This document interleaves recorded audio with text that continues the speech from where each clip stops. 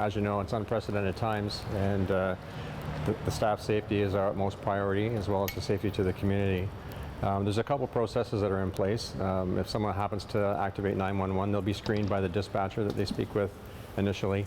That dispatcher, if that person fails the screening, will notify the crew of such. They'll come prepared with their protective equipment as necessary, depending on the circumstance. So, if it's a suspected COVID-19, then they can expect the paramedic to be in a gown, gloves, goggles, a face shield, and a face mask on. When the attendant responds and goes to that location, do they also question at that time as well themselves when they're in person for their protection? Yeah, that's correct. So there is a secondary screening that the paramedics will do on the scene, so that's another thing the community could expect to hear from them.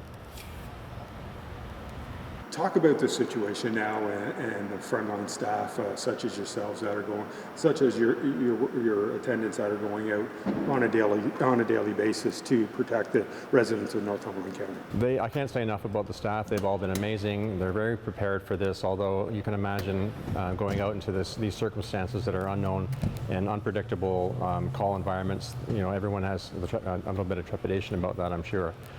They've been professional, they're well prepared, they're well educated, they're going to be there for you in the community.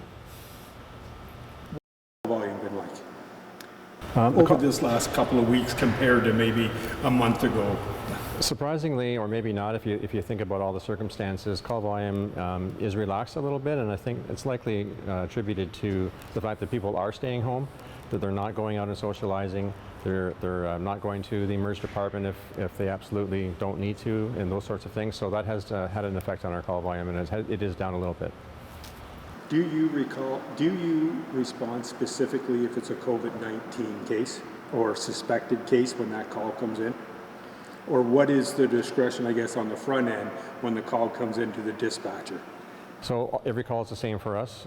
You call and we go. That's essentially what happens. So if it is screened by the dispatcher or secondarily by the paramedic on scene to be a potential COVID case, then they just prepare themselves appropriately, don the appropriate protection, and make the proper notification to the hospital so that they can be prepared.